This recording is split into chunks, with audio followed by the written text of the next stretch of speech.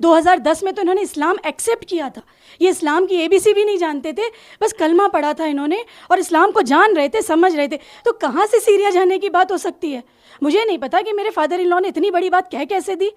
ये उनकी तरफ से इतना बड़ा एलिगेशन था, ना डॉक्यूमेंट है बंदे के पास। सीरिया कोई आपके आजू बाजू नहीं है कि सीरिया आप ट्रेन में बैठेंगे और बस में बैठेंगे और चले जाएंगे। मेरे हस्बैंड के पास कोई डॉक्यूमेंटेशन नहीं था, उनके डॉक्यूमेंटेशन जो भी बने MP में 2014-15 में बने, मेरे पास पूरे प्रूफ हैं इसके। तो जब कुछ भी नहीं है तो वो बंदा सीरिया चला जाएगा, सीरिया जाने की बात कहेगा? ये कहाँ से ऐसे वर्ड्स यूज़ कर रहे हैं और क्यों कर रहे हैं? पूछिए उनसे जाकर। मैं खुद सवाल करी आज सुबह, मुझे बहुत बुरा लगा जब मैंने देखा। मैंने कहा आपने क्यों कहा पापा जी ये बात, कब कहा इन्होंने ऐसा? उनके पास कोई जवाब नहीं था। मैंने कहा आपने इतनी बड़ी बात कह दी बिना किसी प्रूफ के, इन्होंने कब करा ऐसा कि सामान पैक करो और सीरिया जा रहे थे? सुभान अल्लाह, मतलब कुछ तो अकल लगाते। सीरिया कौन जा सकता है जिसके पास पासपोर्ट हो? अगर मैं लीगल भी बात करती हूँ तो कौन जा सकता है? पासपोर्ट हो, जिसका आधार कार्ड सौरभ राजवैद्य के नाम से है, इसके पास कुछ भी पासपोर्ट नहीं है, वो कहाँ जाएगा सीरिया? ये क्या बात? बिस्मिल्लाहिर्रहमानिर्रहीम। अस्सलाम वालेकुम दोस्तों, उम्मीद है आप सब खैरियत से होंगे। अल्लाह आप सबको ऐसे ही खुश रखे। दोस्तों, आज हम आपके पास जुल्म की एक ऐसी दास्तान लाए हैं जिसे देखकर आपका खून खौल उठेगा और आप ये सोचने पर मजबूर हो जाओगे कि क्या कोई इंसान इस्लाम की नफ़रत में इतना पागल हो सकता है कि अपनी औलाद की ज़िंदगी बर्बाद कर दे, अपनी औलाद की, अपने नाती पोते की ज़िंदगी का भी ख्याल ना करे। इतनी नफ़रत लेकर कहाँ जाओगे? क्या आपका धर्म आपको यही सिखाता है? जो आपके धर्म में नहीं उसका जीना हराम कर दो। एक बात ध्यान रखना, जो भी इस्लाम की चाशनी एक बार चख लेता है, जिसे अल्लाह सुब्हान व तआला अपना बना लेता है और जिसे इस्लाम की हक्कानियत वाज़े नज़र आ जाती है, वो अपनी जान तो खुशी खुशी देने के लिए तैयार हो जाता है, लेकिन इस्लाम को अपने सीने से नहीं निकालता। क्योंकि उस इंसान के लिए इस दुनिया में इस्लाम से बढ़कर, उसके अल्लाह से बढ़कर और उसके रसूल से बढ़कर कुछ नहीं होता। दोस्तों, आज जो वीडियो हम आपके पास लाए हैं, ये मध्य प्रदेश के भोपाल शहर की वीडियो है और ये वीडियो सोशल मीडिया पर बहुत तेज़ी के साथ वायरल हो रही है। इस वीडियो में ये दिखाया जा रहा है कि 2010 में एक पूरे परिवार ने इस्लाम को कबूल किया था। सबसे पहले पति ने इस्लाम को कबूल किया, फिर उसने अपनी बीवी से कहा कि मैंने इस्लाम को कबूल कर लिया, लेकिन उस भाई ने अपनी बीवी को फोर्स नहीं किया कि तुम भी इस्लाम को कबूल कर लो, लेकिन हाँ, कुछ किताबें ज़रूर दी कि ये कुछ किताबें हैं, इनको पढ़ के देख लो, अगर इस्लाम अच्छा लगे तो इस्लाम कबूल कर लो, नहीं तो कोई बात नहीं। इसके बाद इस बहन ने इस्लामी किताबों को पढ़ना शुरू किया और किताबों को पढ़कर इस बहन को भी समझ में आ गया कि इस्लाम ही वाहिद एक सच्चा मज़हब है। इसके बाद इस बहन ने भी इस्लाम को कबूल किया और अपने बच्चों को भी इस्लाम में दाखिल कर दिया।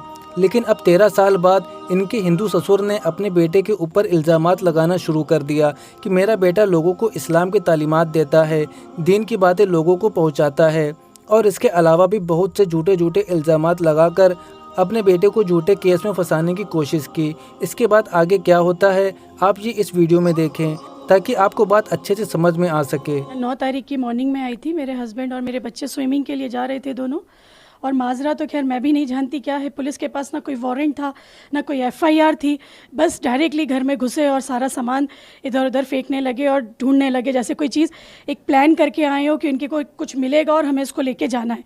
उनको कुछ नहीं मिला तो उन्होंने हमारे लिटरेचर्स, जो हमारी बुक्स थी, वो निकाल के बैठ गए और एक एक लिटरेचर पढ़ने लगे। हमारे पास सैकड़ों बुक्स अवेलेबल हैं, कई सारी बुक्स हमारे पास अवेलेबल है। हम हर बुक और अच्छी से उसको पढ़ते थे, स्टडी करते थे, क्योंकि हमने इस्लाम एक्सेप्ट किया था। हम इस्लाम को जान रहे थे कि इस्लाम है क्या। ऐसे ही आंख बंद करके कोई अपना पूरा परिवार और अपना सारा कुछ छोड़ के नहीं आ जाता। पता करना होता है। एक आयत को हम पढ़ते थे, उसका एक्सप्लेनेशन पढ़ते थे और जानते थे, समझते थे। उसके बाद हमारे पास जो लिटरेचर था, वो लिटरेचर वो एक एक करके छाँट के लेके चले गए। बच्चों के खिलौनों में से जो खिलौने उनको ऐसा लग रहा था कि जिससे इनके ऊपर कोई जुल्म साबित कर सकते हैं, तो वो खिलौने यहाँ से लेके चले गए।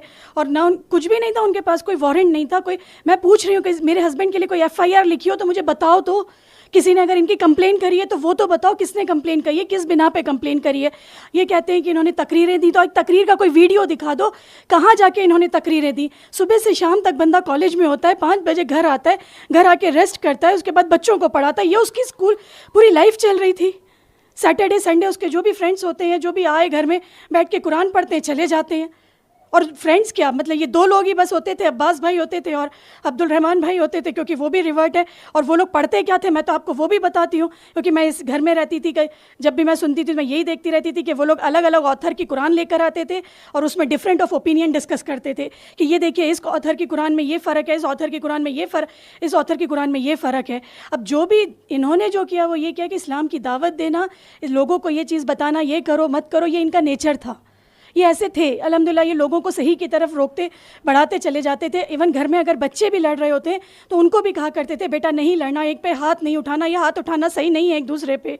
तो ये चीज़ इनकी तो नेचर में था कि ये लोगों को बोलते थे कि ऐसा नहीं करना चाहिए, ऐसा करना चाहिए, क्योंकि हमारे अगर इस्लाम जानते हैं तो इस्लाम की उसमें कहते थे कि ये इस्लाम कहता है बेटा, इस्लाम में ऐसा है कि हमें ये नहीं करना चाहिए, ऐसा नहीं करना चाहिए। ये तो जो भी कुरान हदीस और इस्लाम के कुरान के अकॉर्डिंग बातें होती थी, वो पूछ रही हूँ कि इस्लाम को समझाने वाली बात में दहशतगर्द आ कहाँ से गई?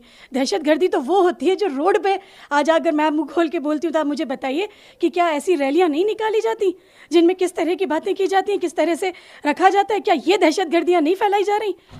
आप बताइए, खुद से बताइए ना। और अगर इस्लाम में अगर कुरान की बात अगर कोई बंदा कह रहा है तो क्या वो दहशतगर्दी होगी? कुरान जो कहती है वो बात अगर वो किसी को समझा रहा है तो क्या ये दहशतगर्दी होती है? आप मुझे और जहाँ ये एलिगेशन लगाया जा रहा है कि जलसे होते हैं, तो छोटा सा घर है, इसमें क्या जलसा होगा? हाँ, ईद और इफ्तार के समय इफ्तार पार्टी हुई थी, तो इफ्तार पार्टी में किसके घर में इफ्तार पार्टी? क्या आपके घर में इफ्तार पार्टी नहीं होती? क्या जो भी मुस्लिम है उसके घर में इफ्तार पार्टी नहीं होती? जाहिर सी बात है मुसलमानों के घर में होती है, लोग आते हैं चले जाते हैं। वैसे हम लोगों की कोई फैमिली नहीं होती, तो रिवर्ट भाई बहन, और वो भी 2 या 3 फैमिलीज़ हैं बस, वो आए और वो यहाँ से चले गए, इसके अलावा कुछ भी नहीं था ऐसा कि कोई हम लोगों ने जलसे किए या कोई ऐसी मैं वही तो बोल रही हूँ, जो भी आप इल्ज़ाम लगा रहे हैं ये बेबुनियाद इल्ज़ामों का कोई एविडेंस तो दीजिए, इन्होंने कब ऐसा कर दिया? और जो कह रहे हैं ट्रेनिंग कैंप, अब ट्रेनिंग कैंप जंगलों में, हैदराबाद के आसपास कितने जंगल हैं? जंगल हैं हैदराबाद के आसपास? आप मुझे बताएं कि जाके ये ट्रेनिंग कैंप लगाएंगे। एक सैटरडे संडे की छुट्टी मिलती है, सैटरडे की भी नहीं मिलती, संडे की छुट्टी मिलती है, जिसमें घर का सामान लाना, बच्चों के साथ टाइम स्पेंड करना, ये एक फादर की जिम्मेदारी होती है और वो वही जिम्मेदारी निभाते थे। उसमें किसी भी तरह के कोई ट्रेनिंग कैंप लगाते थे, ये तो बहुत बड़ी बात हो गई। हाँ, ये ज़रूर मेरे शौहर को होता था कि भाई मस्जिदें हैं, जो मस्जिदें वीरान पड़ी हुई हैं, हम एक बार जाके उनमें नमाज़ पढ़ेंगे तो मस्जिदें आबाद हो जाएंगी। बस एक ये सोच इनकी ज़रूर होती थी कि बस हमें मस्जिदों को आबाद करना चाहिए, मस्जिदें वीरान क्यों रहती हैं, अल्लाह का घर क्यों वैसा रहता है। बस ये जो उन्होंने बात कही है सीरिया जाने की, ये बिल्कुल बेबुनियाद है। और ऊपर से कह रहे हैं 2010 में तो इन्होंने इस्लाम एक्सेप्ट किया था। ये इस्लाम की ABC भी नहीं जानते थे, बस कलमा पढ़ा था इन्होंने और इस्लाम को जान रहे थे, समझ रहे थे। तो कहाँ से सीरिया जाने की बात हो सकती है? मुझे नहीं पता कि मेरे फादर इन लॉ ने इतनी बड़ी बात कह कैसे दी। ये उनकी तरफ से इतना बड़ा एलिगेशन था, ना डॉक्यूमेंट है बंदे के पास। सीरिया कोई आपके आजू बाजू नहीं है कि सीरिया आप ट्रेन में बैठेंगे और बस में बैठेंगे और चले जाएंगे। मेरे हस्बैंड के पास कोई डॉक्यूमेंटेशन नहीं था, उनके डॉक्यूमेंटेशन जो भी बने MP में 2014-15 में बने, मेरे पास पूरे प्रूफ हैं इसके। तो जब कुछ भी नहीं है तो वो बंदा सीरिया चला जाएगा, सीरिया जाने की बात कहेगा? ये कहाँ से ऐसे वर्ड्स यूज़ कर रहे हैं और क्यों कर रहे हैं? पूछिए उनसे जाकर। मैं खुद सवाल करी आज सुबह, मुझे बहुत बुरा लगा जब मैंने देखा। मैंने कहा आपने क्यों कहा पापा जी ये बात? कब कहा इन्होंने ऐसा? उनके पास कोई जवाब नहीं था।